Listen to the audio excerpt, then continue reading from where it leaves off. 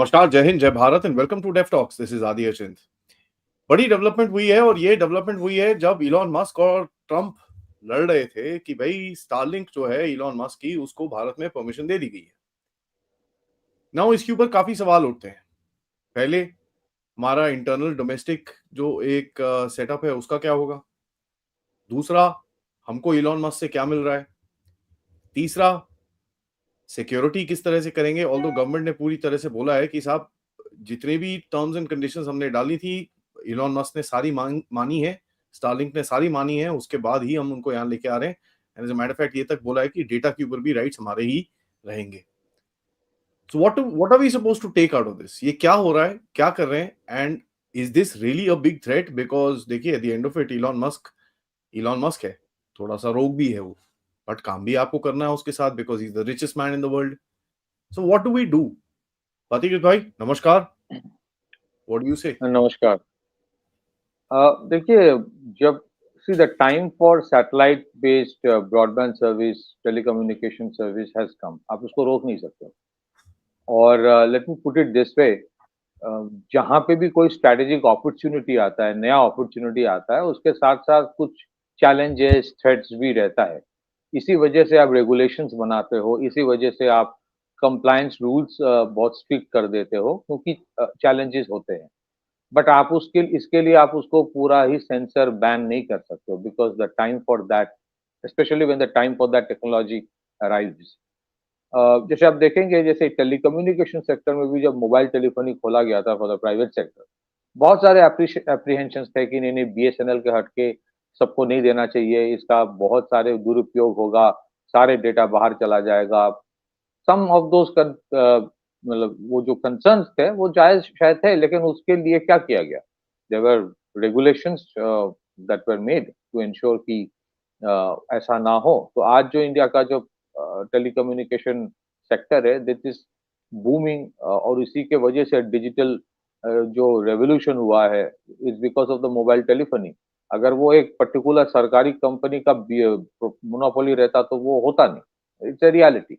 But checks and measures बहुत है in between, so you see कि that sector is running well.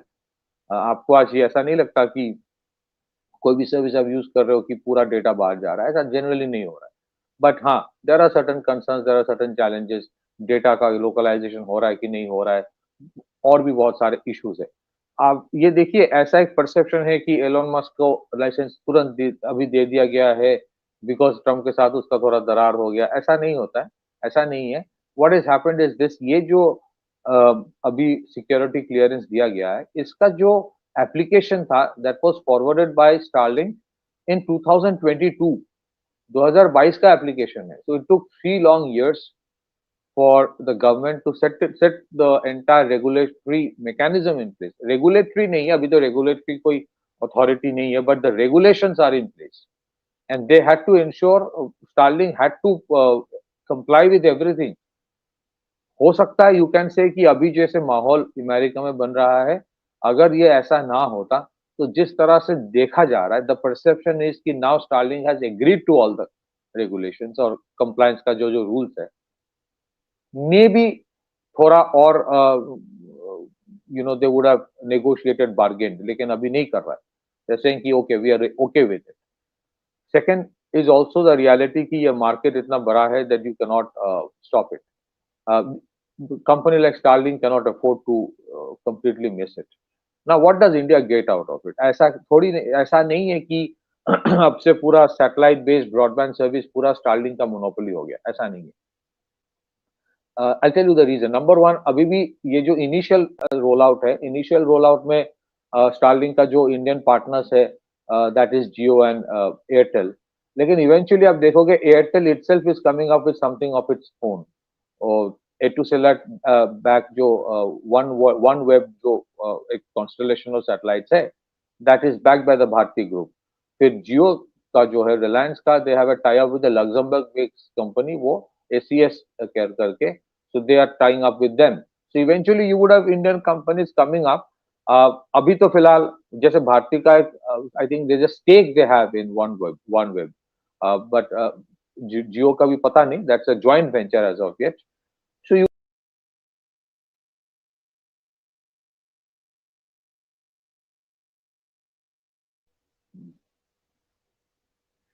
सो अगर आप देखेंगे क्या हो रहा है, इसका थोड़ा बहुत बेनिफिट तो मिलेगा, जैसे बहुत रिमोट टेस्ट। हालांकि late me put it this वे, हमारे देश में मोबाइल टेलीफोनी जो रूरल अर्बन डिवाइड था, प्रिविलेज्ड और डिप्राइव्ड का जो डिवाइड था, उसको काफी हद तक इसको कम किया है मोबाइल टेलीफोनी ने। आज जो यूपीए वाला रेवोल्यूशन है, इट हैज ट्रांसफॉर्म ट्रांजैक्शंस। ऐसा नहीं कि अमीर लोग यूपीआई कर रहे हैं और जो लोअर मिडिल क्लास है वो नहीं कर रहा है। एवरीबडी इज डूइंग इट, हर एक वेंडर के पास आपको वो मिलेगा। तो that has been done by the mobile telephony. लेकिन जो सैटेलाइट बेस्ड ब्रॉडबैंड होता है, उसका बेनिफिट क्या है? बेनिफिट है क्योंकि आपकी उसके लिए आपको फिजिकल इंफ्रास्ट्रक्चर की जरूरत ज्यादा होती नहीं है। So because it works on a lower, on a constellation of satellites in the lower earth orbit, तो इसलिए क्या हो रहा है कि मान लीजिए remotest of villages in Arunachal या the border regions, it would have a positive impact, it does have. अगर आप देखेंगे, जैसे बहुत सारे सेक्टर्स ऐसा है जहां पे initially you had foreign companies coming in. जैसे आप देखेंगे टू व्हीलर मैन्युफैक्चरिंग में Honda came in with the collaboration था हीरो मोटर्स के साथ, टीवीएस के साथ सुजुकी का था। और उसके बाद Indian companies actually learn the game, learn the trade, and eventually अगर आप मार्केट ऑफ इंडिया टुडे देखेंगे, तो Hero Motors is not just the one of the biggest in the country, वो globally the largest manufacturer of two wheelers is Hero Motors, not Honda. So I think this is an opportunity.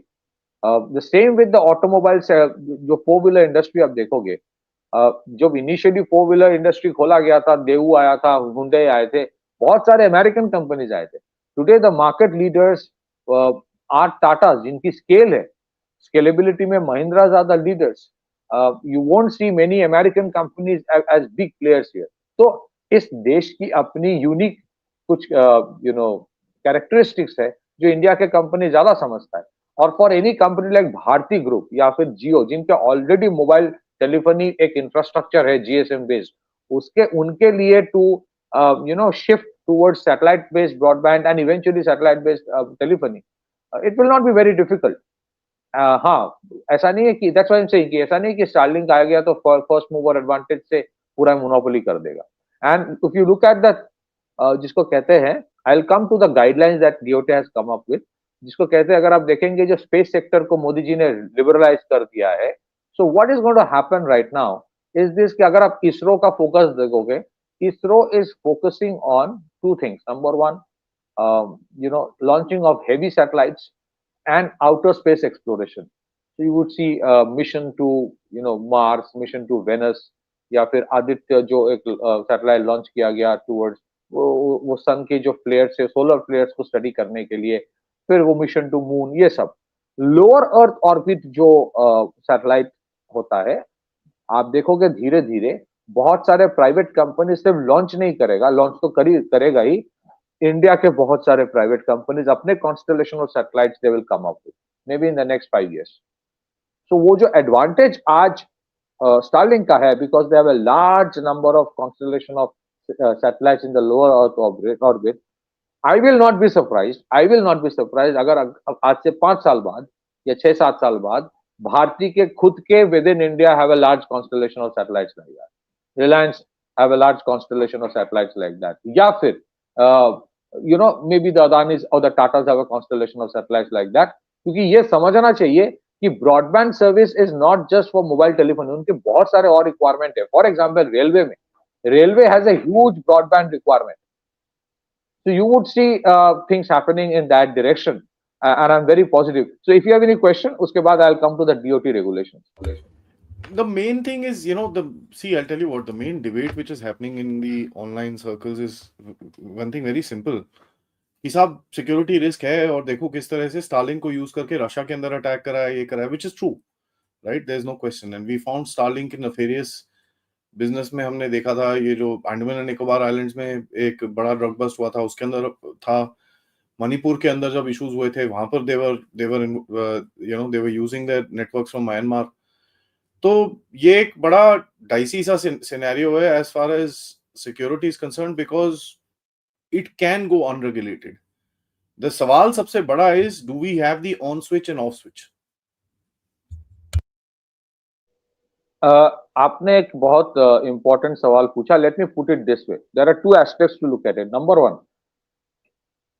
आपने कहा जैसे which is absolutely a reality कि satellite based जो you know telephony या broadband service होता है उसका बहुत सारे मिसयूज भी हो सकता है. अगर even if you do not allow Starlink in India तब भी मिसयूज हो सकता है. दैट इज ऑल्सो पॉसिबिलिटी क्योंकि बॉर्डर रीजन्स में because other countries are allowing it. ये पहले भी था. देवर कंपनी का मैं नाम भूल गया. वो पहले भी सेटकॉम यूज करने वाले you often it was found कि टेररिस्ट वे यूजिंग सेटकॉम्स एंड बहुत सारे और भी इश्यूज है. आज और भी फैक्टर्स है जहां पे you are using social messaging services जहां पे you don't have access to that क्योंकि some of those are Chinese. वो एनक्रिप्ट डिक्रिप्ट नहीं कर पा रहे हो. Now the issue is this. आप ये सोचिए क्या मेरा leverage on Starlink will be more or less when I allow Starlink to operate in India? मुझे लगता है your leverage on Starlink will be more when you allow them to operate in India. Right? That's one. This is a strategic issue. This is a policy. I'm not talking about the regulatory aspect. I'm purely saying कि look, I'm allowing you in one of the biggest mobile market in the world. Now the choice is yours. Now let us come to the regulations. So ऐसा नहीं कि इसी के भरोसे रख दिया कि चलो देख लेंगे बाद में. ऐसा नहीं. अगर आप रेगुलेशंस देखोगे there are 19 to 20 such compliances they had to agree to. एक तो है कि eventually this is not the most important but I am just taking it chronologically. Within 5 years उनके they have to indigenize components and everything to up till 20% within the 5 years of operations. फिर satellite communication जितना data होगा that has to be stored in India. You can not store it abroad. That is as per the जो report आया है जो DoT ने कहा है on regulations. You might set up the capacity centre data centre in India that might be controlled by Starlink but it has to be in India. It cannot be abroad. फिर उसके बाद mandatory integration of नाविक by 2029. So within 4-5 years you have to integrate आपके जो GPS coordinates होगा that has to be the Indian one. फिर उसके बाद होगा गवर्नमेंट ये बोल रहा है कि you have to allow us and enable us to block any kind of website जो मुझे लगता है which is not in favor of India या फिर which is inimical to the security of India. फिर उसके बाद companies are required to collect and share metadata जो होता है and security agencies के साथ उसको share करना पड़ेगा as and when required. Metadata you have to share. ऐसा नहीं कि that is a proprietary property of Starlink. The data belongs to the country. So जहां बोला जाएगा with that large array of security agencies that we have उसके साथ sharing करना पड़ेगा. And no routing through foreign gateways. आप ये it's a very technical issue. लेकिन वो गेटवेज जो होता है पॉइंट ऑफ प्रेजेंस जो होता है दैट कैन नॉट बी जिसको कहते हैं कि ट्रैफिक ओरिजिनेटिंग फ्रॉम और destine for India is not routed through a third party gateway. इस बीच में कोई और कॉन्स्टलेशन से आपने लेके कर लिया ऐसा नहीं होगा. It has to be purely from with your own things and जिसका आपको परमिशन मिला है सिर्फ उसी कॉन्स्टलेशन से आप कर सकते हो. No data mirroring abroad. Operators are prohibited from mirroring Indian user traffic to any server system located outside India. These are DOT regulations. ऐसा ये wish list नहीं है.